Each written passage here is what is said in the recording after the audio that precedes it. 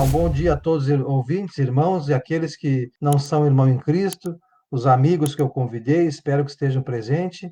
Realmente esse é um assunto muito interessante e bíblico, né? Nós temos aí no mundo várias denominações, igrejas, e nós precisamos realmente conhecer a igreja bíblica, a igreja que está descrita lá no Novo Testamento. Então, esse é o estudo de hoje. A Bíblia nos apresenta uma série de informações baseadas nas quais podemos entender a natureza da igreja, suas características, sua forma, seu culto e como ela deve funcionar. Vamos ver a definição da igreja na Bíblia, o propósito que ela foi criada e as características da igreja de Jesus Cristo. A igreja foi planificada por Deus. Deus planificou e idealizou a igreja. Sabemos que Deus é o Pai, é o Filho e é o Espírito Santo, os três juntos. Foi profetizada pelos profetas, foi profetizada por João Batista e até mesmo Cristo profetizou que iria edificar a sua igreja. O que o profeta Isaías anunciou lá no Velho Testamento? Em Isaías capítulo 2, versículos 2 a 3, diz que nos últimos dias o monte do templo do Senhor será estabelecido como principal. Será elevado acima das colinas e todas as nações correrão para ele. E nós vamos ver hoje se consumar essa profecia, todas as nações se correndo para ele. Virão muitos povos e dirão: venham, subamos ao monte do Senhor, ao templo de Deus de Jacó, para que ele nos ensine os seus caminhos e assim andemos em suas veredas. Pois a lei sairá de Sião, de Jerusalém. Essa profecia dizendo que a igreja e o reino de Deus viria de Jerusalém. Verá a palavra do Senhor. O profeta Joel também afirmou, lá em Joel capítulo 2, versículos 28 e 29. E depois disso, derramarei do meu espírito sobre todos os povos. Veremos isso também hoje. Os seus filhos e suas filhas profetizarão. Os velhos terão sonhos, os jovens terão visões. Até sobre os servos e servas derramarei do meu espírito naqueles dias, nos últimos dias. O profeta Daniel indicou ao revelar o sonho de Nabucodonosor. O rei da Babilônia teve um sonho, sonhando com 4 reinos, a partir dele, depois o rei do Medo-Persa, o reino grego e o reino romano. E no reino romano viria o reino do Senhor. O profeta Daniel falando, na época desses reis, qual reis? Do Império Romano, o Deus dos céus estabelecerá um reino que jamais será destruído e que nunca será dominado por nenhum outro povo. Destruirá todos os reinos daqueles reis e os exterminará, mas esse reino durará para sempre. O reino de Deus, o reino de Cristo, a igreja de Cristo nos corações dos seus servos. O profeta João Batista anunciava a chegada no reino de Cristo.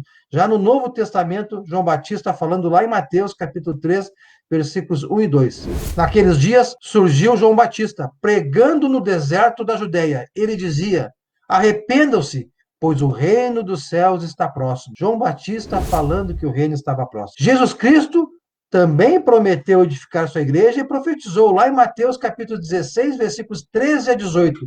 Ele falando, chegando Jesus à região da Cesareia de Filipe, Jesus perguntou aos seus discípulos, quem os homens dizem que o Filho do Homem é? Eles, os discípulos, responderam, olha, alguns dizem que é João Batista, outros dizem que é o profeta Elias, e outros dizem que é o profeta Jeremias, ou um dos profetas.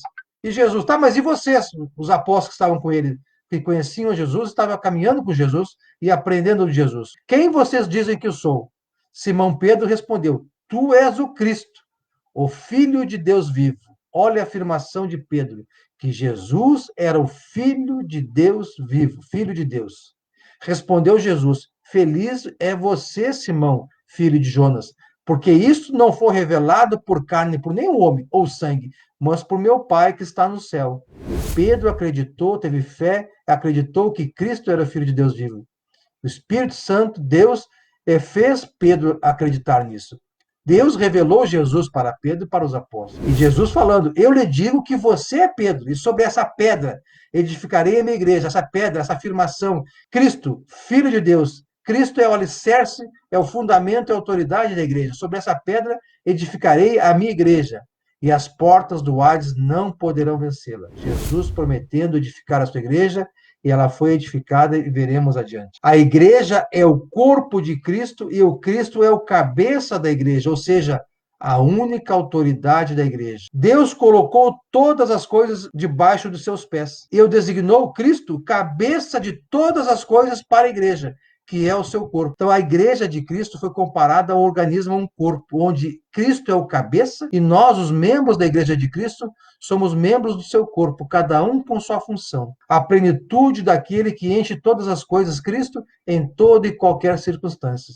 Por isso que nós dissemos, não, nós não, a Bíblia diz que a igreja de Cristo são os seus membros, é o seu corpo, são as pessoas. Não são os prédios físicos, não são aquelas placas de identificação, denominação, que é a igreja de Cristo. São o seu corpo e assim surgiu a igreja e veremos. Em Colossenses, Paulo também falando aos Colossenses, antes Paulo falou aos Efésios, agora Paulo fala aos Colossenses. Ele, Cristo, é a cabeça do corpo que é a igreja. A igreja é o corpo de Cristo. Cristo é o princípio e o primogênito para quem tudo tem a supremacia.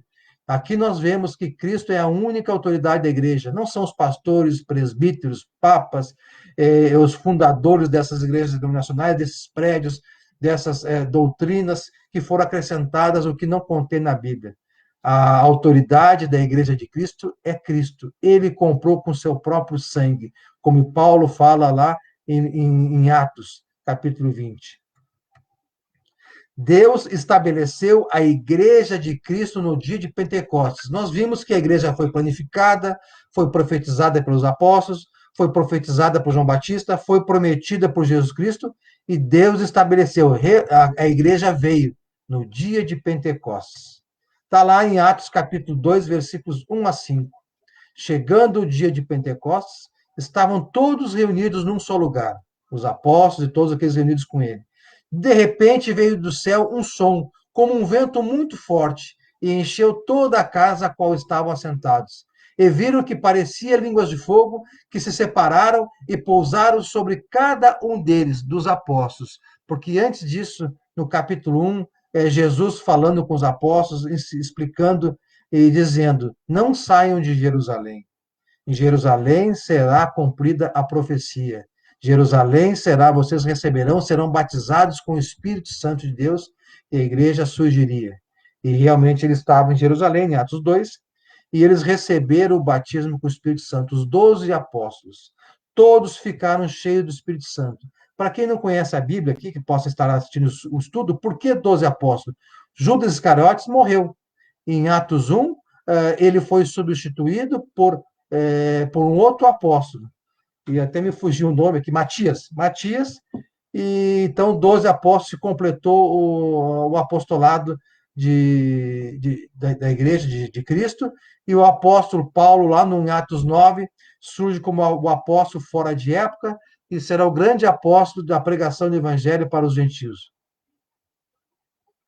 Então, os apóstolos 12 aqui, ficaram cheios do Espírito Santo e começaram a falar em outras línguas. Primeira demonstração de poder que viria, o Espírito Santo com poder. Os apóstolos, que eram galileus, falavam em línguas daquele monte de nações judaicas que estavam reunidas em Jerusalém para a festa, para festividades judaicas. Tinha 18 nações, se não me engano, ali. Roma, Creta, Ásia, Mesopotâmia, 18 línguas diferentes. E eles estavam falando sobre Deus nas línguas maternas desses povos. Os povos entendiam e ficavam espantados. Havia em Jerusalém judeus tementes a Deus vindo de todas as nações do mundo. Deus reconhece apenas um corpo, ou seja, apenas uma igreja. Embora tenha várias denominações, Deus só conhece a igreja bíblica como a sua igreja. Aqui ele fundou. Paulo falando aos irmãos em Éfeso, né? Em Efésios capítulo 4, versículo 4, diz: ó, há um só corpo, portanto, há uma só igreja, há um só Espírito, assim como a esperança para a qual vocês foram chamados é uma só. A igreja bíblica, quando surgiu em Atos 2, no dia de Pentecostes, ela se dedicava aos ensinos dos apóstolos. Quando Pedro fez a pregação explicando todas aquelas línguas, o que estava acontecendo, aquelas nações que estavam espantadas, os galileus falando sobre Deus nas suas línguas maternas, Pedro levantou e fez a primeira pregação falando de Jesus Cristo, falando por que ele veio, que ele tinha que morrer, foi pelos nossos pecados, que a humanidade, inclusive os judeus, ajudaram as autoridades a matar Cristo. E o povo ouviu a pregação de Pedro e creu. Tanto que perguntou, tá, e agora? O que devemos fazer, né? Matamos Cristo, o Messias? E Pedro falou, né? Arrependam-se e cada um seja batizado para o perdão dos seus pecados e receberão o dom do Espírito Santo. E na mensagem do irmão Andal antes, ele falou sobre isso, sobre o batismo, né? O propósito do batismo, que é o perdão dos pecados, receber o dom do Espírito Santo. As águas não são milagrosas, é um ato simbólico, ritual, onde nós, ao emergirmos, morremos com Cristo, ao emergirmos, nascemos uma nova criatura. Então, a igreja bíblica, após aqueles 3.000 judeus serem batizados, terem surgido a igreja bíblica, eles se dedicavam ao ensino dos apóstolos e à comunhão, ao partir do pão e às orações. Então, a igreja bíblica foi isso no começo. E hoje a igreja bíblica deve se dedicar aos ensinos dos apóstolos, que é o que está contido, todo o ensino dos apóstolos, essa doutrina, está registrada no Novo Testamento. Os apóstolos, os servos de Deus, os profetas, escreveram tudo, essa doutrina, inspirados pelo Espírito Santo, e deixaram registrado para que nós hoje possamos ler, estudar, seguir, ter comunhão com os irmãos. Nós, quando nos juntamos com os irmãos, nós somos a Igreja de Cristo, independente do local que a gente vai se reunir, se é um prédio, se é numa praça pública, se é numa residência. Vamos reunir para a comunhão, para ouvir o ensino dos apóstolos, para o partir do pão, participar da ceia que foi instituída por Cristo, tem um propósito também que merece um estudo especial, e esse propósito ele deve ser cumprido pelos seus discípulos, pelos membros da Igreja de Cristo, todos os domingos, primeiro dia da semana, o dia do Senhor, biblicamente escrito em Atos 7, que os irmãos se reuniam para participar da ceia, relembrar da morte de Cristo, como ele pediu ao instituir a ceia, que é um memorial onde nós relembramos o amor de Cristo, o sacrifício de Cristo a morrer pelos nossos pecados. A Igreja de Cristo, no primeiro século, e hoje, deve seguir o que sempre seguiu, desde a sua origem, ou seja, a doutrina dos apóstolos, que foram registradas e se encontram no Novo Testamento. O grupo de irmãos que você se reúne hoje, se reúne para ler essa doutrina? Vocês estudam a Bíblia? Estudam a doutrina registrada pelos apóstolos? Além de ler e estudar, vocês procuram cumprir aquilo que Deus disse ali? Cristo falou que veio ao mundo não para julgar o mundo, mas sim para salvar o mundo. E ele só falou tudo aquilo que Deus mandou falar. E ele disse que seremos julgados pela sã doutrina. E os apóstolos, na sequência, quando Cristo subiu aos céus, mandou o Espírito Santo, conselheiro para os apóstolos, para que o Espírito Santo, com poder, fizesse relembrar tudo que o Jesus Cristo ensinou para eles e ensinar muito mais coisas que Cristo não ensinou e explicou, que era muito pesado naquele momento e não entenderiam. Mas quando viesse o conselheiro, o Espírito Santo, teriam tempo suficiente para aprender, ensinar e registrar. E tudo foi registrado e está na Bíblia. É a Bíblia que devemos seguir hoje, essa doutrina de Deus. A igreja bíblica é chamada na Bíblia de coluna e fundamento da verdade, a verdade de Deus Jesus Cristo, né? Paulo falando a Timóteo, Timóteo, escrevo-lhes estas coisas, embora espera ir vê-lo em breve. Mas se eu demorar, saiba como as pessoas devem comportar-se na casa de Deus. O que é a casa de Deus? A igreja de Cristo, a igreja, o corpo de Cristo. Quando nós nos reunimos como igreja, como discípulos de Cristo, como filhos de Deus, nós somos a casa de Deus. Como devemos nos comportar? Que é a igreja do Deus vivo, como coluna e fundamento da verdade. Falarmos somente o que a Bíblia fala e calar onde ela cala. Não devemos acrescentar a nada que existe na Bíblia, nada.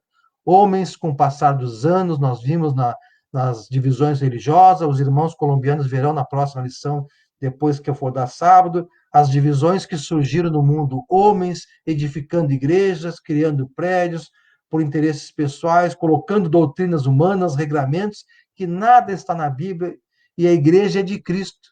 Ele comprou com seu próprio sangue, ele é a autoridade, ele que edita as normas, o que deve ou não fazer, e tudo foi ditado, registrado, como deve a igreja de Cristo se portar. A igreja deve seguir pregando ou ensinando a palavra de Deus, ou seja, a sã doutrina ensinada pelos apóstolos e que está registrada no Novo Testamento. Paulo, falando na segunda carta a Timóteo, encorajando Timóteo a seguir na nobre missão dele de evangelizar. Paulo aqui estava preso e sabia que iria morrer e morreu após nessa prisão. Sua última carta de evangelização, sua última carta inspirada pelo Espírito Santo e registrada na Bíblia, disse a Timóteo: Timóteo, retenha com fé e amor em Cristo Jesus o modelo da sã doutrina que você ouviu de mim. Nós temos a sã doutrina na Bíblia, no Novo Testamento. É essa doutrina que nós devemos reter com fé e amor, e não a seguir a mandamentos e doutrinas humanas. Paulo também falou a Tito na sua carta, aí foi antes dessa carta, segunda Timóteo, quando ele deu a missão a Tito, deixou ele em Creta para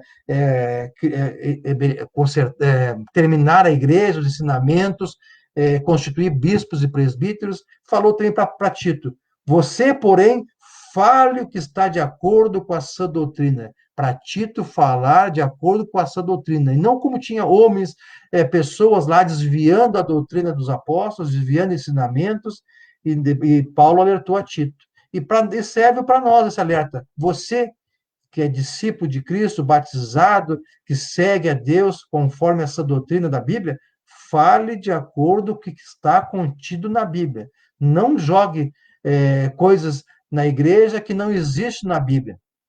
A igreja de Cristo, essa doutrina, até como exemplo, esse copo d'água aqui, limpo, sem nada de impureza. Os homens foram colocando coisas na igreja que não está na Bíblia, foram sujando a água. E nós hoje precisamos voltar à igreja bíblica, restaurar a igreja do primeiro século. Você que está ouvindo, acompanhe os ensinamentos na igreja, no grupo de pessoas que você se reúne, se tudo que estão ensinando, falando, estão comprovando biblicamente, se não são regras humanas.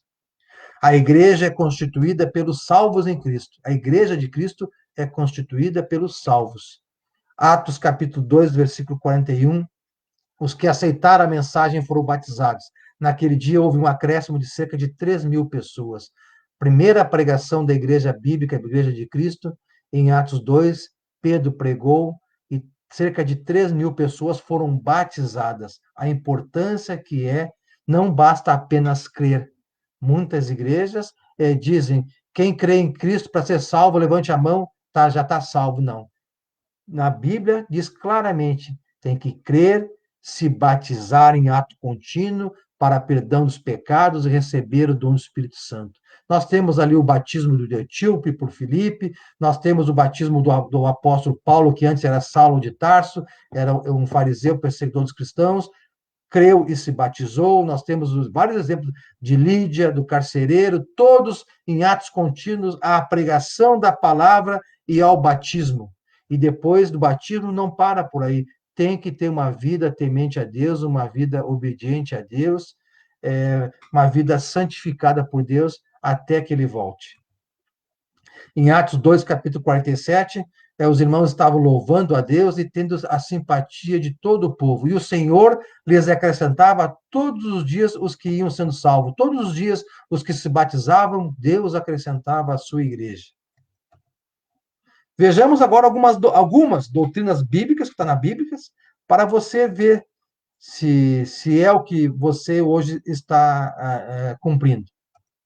Princípio fundamental: sendo Jesus o cabeça da sua igreja, portanto, vem dele, Cristo, ele é a autoridade, ele é o dono da igreja, as determinações e mandamentos e a sã doutrina.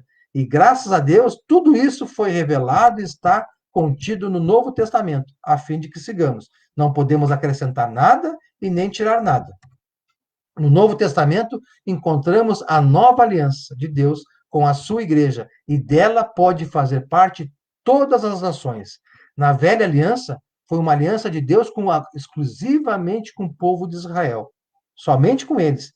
Nenhuma outra nação pertencia àquela aliança. Por isso que Nós não devemos hoje seguir a velha aliança, porque não somos não porque ela não existe, começa por aí, mas até porque se ela existisse, nós não somos israelitas. Quem não é de Israel não poderia seguir aquela velha aliança.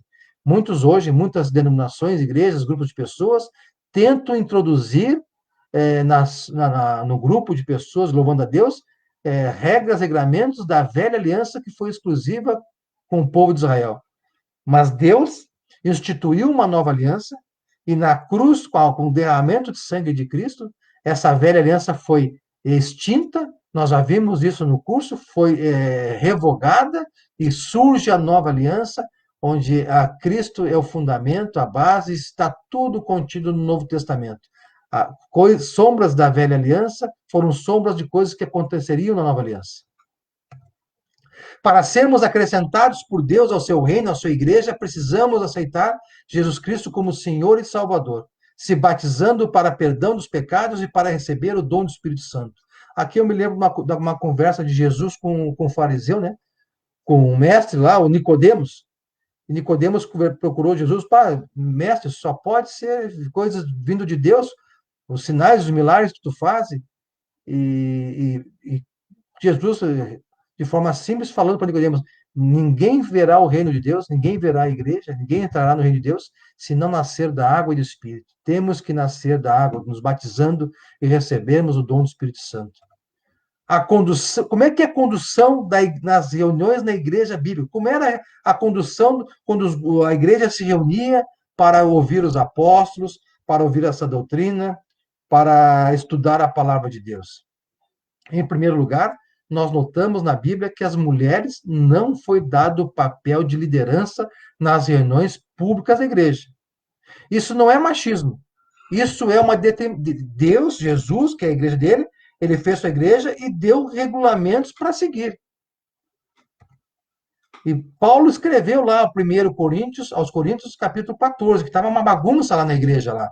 Pois Deus não é um Deus de desordem, mas de paz, como em todas as congregações dos santos. Permaneçam as mulheres em silêncio nas igrejas, pois não é permitido falar. Antes permaneçam em submissão, como diz a lei. Então, as mulheres tinham o papel dela, que não era a condução nas reuniões públicas, era dos homens. O princípio contido em 1 Coríntios, que lemos, são confirmados na primeira carta a Timóteo. Quero, pois, que os homens, orem em todo lugar, levantando mãos santas, sem ira e sem discussões.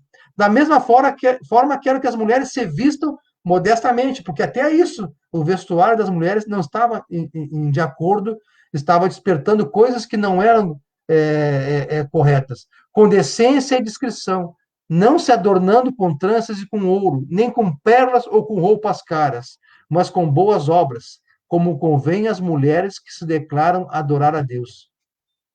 A mulher deve aprender em silêncio, com toda a sujeição. Não permito que a mulher ensine, nem que tenha autoridade sobre o homem. Esteja, porém, em silêncio, porque primeiro foi formado Adão e depois Eva.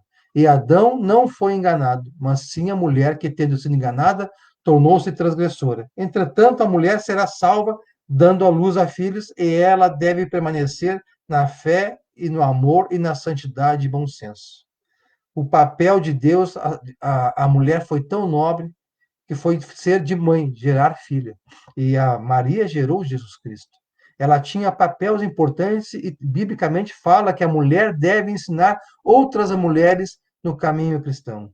Mas dentro da reunião da igreja, quando se reúne, onde os homens estão presentes, Jesus, que é o dono da igreja, disse: homens façam isso, mulheres façam isso.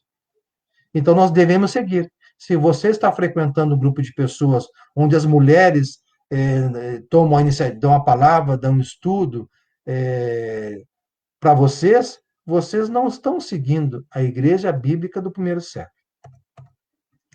As funções de bispos ou presbíteros, que a mesma é função e não cargo. Nós temos isso hoje, encontramos em grupo de pessoas como cargos com certa autoridade perante os demais. Bispos e presbíteros são termos diferentes para a mesma função, ou seja, pastorearem a igreja de Cristo, pastorearem o rebanho de Deus, pastorearem os irmãos. Exemplos bíblicos onde fala sobre isso. Paulo chamando os presbíteros lá em Atos, capítulo 20, versículo 27. De Mileto, Paulo estava em Mileto, mandou chamar os presbíteros lá da igreja local de Éfeso. Cuidem, e falando para eles, cuidem de vocês mesmos e de todo o rebanho sobre o qual o Espírito Santo os colocou como bispos, sempre no plural, para pastorearem a igreja de Deus. Essa é a função dos bispos e dos presbíteros, pastorearem a igreja de Deus, que ele comprou com seu próprio sangue. A igreja de Deus é de Cristo, comprada com o sangue dele. Por isso ele é a única autoridade, por isso que ele ditou as normas da sua igreja, a qual devemos seguir, e nós, como homens, não devemos acrescentar nada e nem mudar nada. Na igreja bíblica, havia sempre uma pluralidade, mais de um de presbíteros em cada congregação, em cada igreja local, cidade de Tiatira, cidade de Filadélfia, Corinto, Éfeso, na região da Galácia, cada igreja local tinha mais de um presbítero, nunca um só. Em Filipenses nos comprova isso, capítulo 1, versículo 1. Paulo e Timóteo, servos de Cristo, saudando a todos os santos em Filipos, com os bispos e diáconos. Somente quem possuísse certas qualificações poderiam servir neste ministério para pastorear a igreja de Cristo. Então, nós vimos no item anterior que uma igreja local não pode ter apenas um presbítero ou um bispo. E é local, não é de várias igrejas. Nós encontramos hoje vários grupos de pessoas com apenas um presbítero exercendo cargo em várias igrejas de várias localidades. Não foi isso a igreja bíblica do primeiro século. Era local e era mais de um, e era função e não cargo, pois eles tinham a função de pastorear, não exerciam autoridade sobre os demais membros. A Igreja de Cristo, a única autoridade é Jesus Cristo. Todos os membros, incluindo os bispos e presbíteros, diáconos, todos com essas funções, evangelistas, mestres, todos são servos uns dos outros. Ninguém é mais que ninguém. E o exemplo disso nós vimos também no curso, está lá na passagem onde Jesus Cristo lavou os pés dos apóstolos, que era uma função de lavar os pés dos servos, dos escravos, porque andavam de sandálias em terra batida, e para fazer as refeições eles limpavam, porque ficavam quase que deitados, e Jesus Cristo mostrou a humildade, que ele, sendo Deus, sendo Jesus, autoridade, se ele mostrou humildade servindo os seus apóstolos, servindo os seus discípulos. Dando exemplo, não que nós hoje lavar os pés de todo mundo, não. Não é essa foi uma forma simbólica. O que ele quis dizer que nós todos somos servos uns dos outros, devemos servir uns aos outros e não termos autoridade uns sobre os outros. A única autoridade é Jesus Cristo. Então, as qualidades que as igrejas, que os grupos de pessoas nas igrejas locais, nos membros de Cristo, devem possuir para serem presbíteros e bispos. Olhem bem as qualidades. Nós vemos hoje pessoas que não têm essas qualidades bíblicas que Paulo falou, instruiu a Timóteo e a Tito. Veja o que Paulo disse para Tito, lá em Tito, capítulo 1, versículos 5 a 9. Prestem bem atenção e verifique se onde você se congrega, primeiramente, se os presbíteros e bispos há mais de um. Segundo, se eles são somente da congregação local ou se eles também exercem essa função em mais de uma localidade, o que não é bíblico. E verifica se ele tem essas qualidades, se ele possui, ao ser dado a ele a essa função de pastorear o rebanho. Paulo falando para Tito, a razão de tê-lo deixado em Creta foi para que você, Tito, pusesse em ordem o que ainda faltava nas igrejas locais na ilha de Creta e constituísse presbítero em cada cidade, cada igreja local tendo seu presbítero, como eu o instruí. É preciso que o presbítero seja irrepreensível, ninguém pode dizer nada contra ele. Que ele seja marido de uma só mulher e tenha filhos, mais de um filho, mais de um. Não é que tenha filho, que tenha filhos crentes. e que os filhos não sejam acusados de libertinagem e insubmissão aos pais. Por quê? Porque sabemos que cada filho tem seu temperamento. E o pai, o presbítero e o bispo, ele tem que saber, conhecer, lidar com seus filhos, com os temperamentos dos seus filhos. Porque na igreja nós temos vários membros com vários temperamentos. E os seus filhos também têm que ser submissos e crentes a Deus e submissos ao Pai. Porque se eu, como pai, não consigo nem ter a submissão dos meus filhos a mim, como eu vou poder gerir os membros da igreja, a exercer essa função da igreja, orientar a igreja? E pode alguém dizer, mas como quer que eu siga teus conselhos, se nem teus filhos seguem teus conselhos? Por ser encarregado da obra de Deus, é necessário que o bispo seja irrepreensível, não pode ser uma pessoa orgulhosa, não pode ser uma pessoa briguenta, não pode ser uma pessoa apegada ao vinho, não pode ser uma pessoa violenta e nem ávido ao lucro desonesto. Ao contrário, é preciso que ele seja hospitaleiro, amigo do bem, uma pessoa sensata, uma pessoa justa, uma pessoa consagrada a Deus, uma pessoa que tenha domínio próprio e uma pessoa que apegue-se firmemente à mensagem fiel, à sã doutrina, que pregue somente o que está na palavra de Deus. Não pregue, não ensine doutrinas humanas. Da maneira como ensinada pelos apóstolos, por Cristo, que está registrada aqui. Para que seja capaz de encorajar os outros pela sã doutrina e de refutar os que se opõem a ela. Paulo também instruiu a Timóteo com a mesma nobre função, lá na região, na cidade de Éfeso.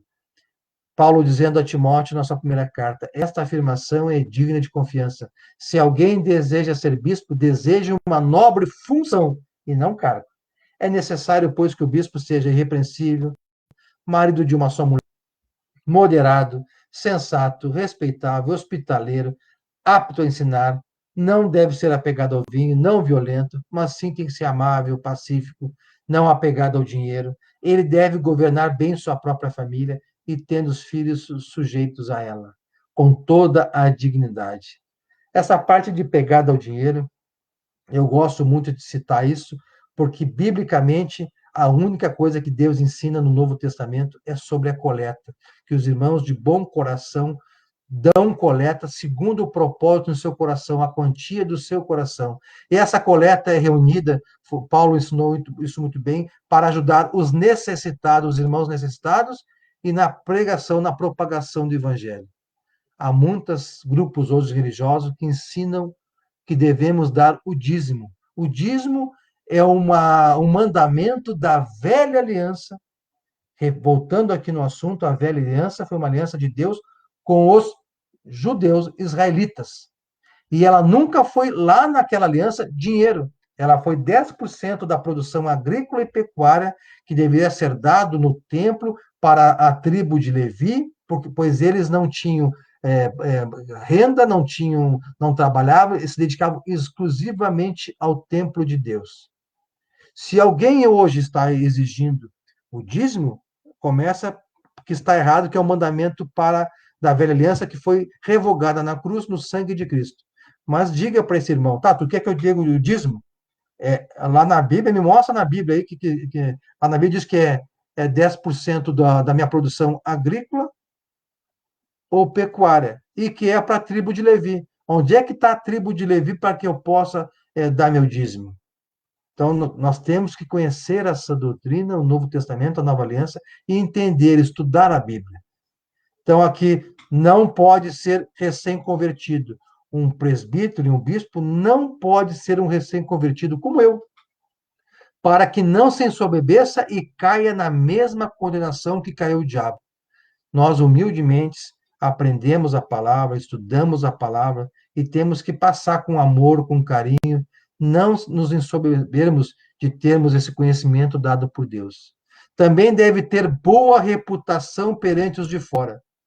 Eu tenho que ter boa reputação como cristão, e o presbítero e o bispo muito mais ainda, para que não caia em descrédito nem na cilada do diabo. Já pensou aí fora as pessoas falando do novo Giovanni? Olha lá, o Giovanni é cristão, mas como? Olha a conduta dele no mundo aí fora. Olha a reputação dele. Ele se batizou, mas não é nova criatura ainda. Não vejo nova criatura nele. Então, nós temos, como cristão, temos que ter boa reputação, muito mais ainda aqueles que vão exercer as funções de presbítero e de bispo. Na igreja bíblica, havia ausência de instrumentos na adoração das assembleias. Nós vemos hoje muitos grupos usando os instrumentos porque é bom, conforta o coração, a alma, mas nós temos que seguir a Jesus Cristo. Jesus Cristo é a autoridade da sua igreja, ele ditou as normas, e no Novo Testamento não há nenhuma adoração dos irmãos usando instrumentos bíblicos. E existiam instrumentos, tanto que na velha aliança, sim, usavam instrumentos na adoração a Deus, mas somente o povo, a tribo de Levi, no templo. Só eles foi dada a autoridade de usar instrumentos. Só eles. A velha aliança foi revogada, portanto, vamos seguir a nova aliança, o Novo Testamento. E lá não é dito em nenhum momento, não é mostrado pelos apóstolos, pelos cristãos, a louvor a Deus com o uso de instrumentos, somente a viva voz, a capela. Então, nós temos que seguir a doutrina de Cristo, a doutrina bíblica. Então, se alguém ensina vocês a usar instrumento, só me abre no Novo Testamento alguma passagem onde os irmãos adorando a Deus usando os instrumentos musicais, porque existiam. Eles vão abrir passagens do Velho Testamento, da Velha Aliança, de Deus com o povo de Israel, mas também, assim mesmo, era a tribo de Levi. Então, Paulo falando aos Efésios, né? Não se embriaguem com vinho, que leva à libertinagem, mas deixe-se encher pelo Espírito, falando entre si salmos, hinos e cânticos espirituais, cantando e não tocando, cantando e louvando de coração ao Senhor. Paulo falando aos irmãos em Coríntios: então o que farei? Orarei com o espírito, mas também orarei com entendimento. Cantarei com o espírito, mas também cantarei com entendimento. O autor da carta de Hebreus falando ao povo de Hebreus, né? Ofereçamos a Deus um sacrifício de louvor, que é o fruto de nossos lábios, que confessam o seu nome. Nas passagens lidas aqui, 13, há mais passagens, né? Na Bíblia, no Novo Testamento, vemos que o mandamento é falando entre si, cantando e louvando, diz cantarei, e não é dito tocando, ainda que devemos oferecer sacrifício de louvor, fruto dos lábios. A palavra capela hoje é usada para indicar o ato de cantar sem instrumentos. É uma palavra que se originou pelo conhecimento geral de que a igreja cantava sem uso de instrumentos. A capela significa ao modo da capela ou ao modo da igreja. A igreja bíblica do primeiro século, fundada por Jesus Cristo, lá no dia de Atos do Pentecostes, no que nós lemos as passagens aqui.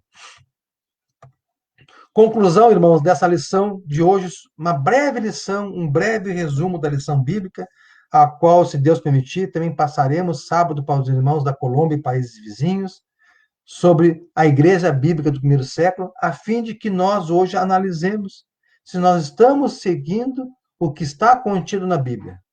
A igreja hoje precisa ser tudo que Deus sempre quis que fosse, conforme está contido na Bíblia, desde a sua edificação por Jesus Cristo, registrada no livro de Atos, em Atos 2. Para isso se faz necessárias muitas instruções bíblicas. Nós temos que ler constantemente o Novo Testamento, instruções, ensinar, e uma consequente restauração dos ensinos, retirar as impurezas que estão no nosso meio, que não são bíblicas, crenças e práticas atuais que se faz necessário nós retirarmos, a fim de voltarmos a ser a igreja de Cristo, fundada por ele, que a comprou com seu próprio sangue. Na próxima lição, nós vamos ver a divisão religiosa, no caso aqui nesse curso do DBF, na Rádio Escola da Bíblia, nós já vimos, lá para os irmãos da Colômbia e países vizinhos, eu fiz uma inversão, até para eles entenderem que a divisão religiosa surgiu depois da Igreja de Cristo genuína. A apostasia, que é o abandono da fé cristã, pelo fato de falsos mestres, homens, como existe aí fora no mundo, introduzirem na igreja fundada por Jesus doutrinas humanas diferentes, ensinamentos diferentes, tudo aquilo que não se conta na Bíblia que foram ensinados pelos apóstolos. Os apóstolos falaram, né? Eu não me lembro agora qual apóstolo que falou, de graça aprendi, de graça devo ensinar. Eu não vou citar o nome aqui de uma igreja que eu vou assistir na televisão hoje, por questão até o nome da igreja não vou citar, mas eu vou citar o fato até para vocês entenderem como é grande o desvio, né? O desvio dessa doutrina, a ganância pelo dinheiro que nós citamos aqui, né? Tem uma igreja num programa de televisão, a propaganda. Se você quer ter essa gravação desse estudo, dessa aula aqui, deposite R$ 50 no Pix, na conta tal, que mandaremos a gravação desse encontro. Cristo mandou os apóstolos e serve para nós. Ide por todo mundo e pregai o evangelho. É de graça. Essa aula aqui, para vocês, é de graça. Essa é a obra de Deus. Quem quiser essa aula, é só entrar em contato com o irmão Valdzan ou comigo, e estaremos mandando de graça, porque essa é a missão nossa. Pregar essa doutrina, a palavra de Deus, de graça recebemos e de graça pregamos. A ganância do homem pelo dinheiro, dizendo água santa, rosa santa, e tudo tem dinheiro no meio. Não. Cristo falou no Novo Testamento, a coleta é uma coisa voluntária. Paulo ensinando, os apóstolos ensinando, para pregar sempre a gratidão daqueles para que têm um pouco, para que têm menos. A coleta é bíblica, os irmãos devem dar espontaneamente, quando se reúne no dia da semana, a quantia que separou no seu coração em casa. Esse dinheiro tem que ser bem administrado pelos irmãos, para que com esse dinheiro ajude os irmãos necessitados e também na propagação da palavra de Deus. Não existe dízimo, não existe venda de gravações de estudos, não existe venda de estudos, tudo tem que ser dado de coração. Devemos pregar a palavra de Deus gratuitamente. Que Deus abençoe a todos. Espero que, se algum amigo meu que não pertence à igreja bíblica, que eu convidei, que tenha assistido, que tenha visto de forma sutil, é muito pouco, realmente é muito pouco. Existe um curso da Igreja Bíblica, que já foi dado aqui, que ele é muito mais amplo, completo, e eu também estou à disposição para mandar esses vídeos gratuitamente, de bom grado, porque essa é a missão nossa. Graças a Deus tem a playlist da Rádio Escola da Bíblia, que é um trabalho muito bom que a rádio faz, de gravar esse estudo e está à disposição para todos aqueles que quiserem assistir gratuitamente. Não é como essa igreja que eu vi lá, que estava pedindo um depósito de R$ 50 para receber esses estudos aí. Tá? Eu espero que meus amigos que tenham assistido e estou à disposição deles para me procurarem, estudarem a palavra, conhecerem um pouco mais da igreja bíblica, de Deus, dessa doutrina e da Bíblia. Muito obrigado, Deus abençoe a todos. Dizes coisas degradantes quando não convém.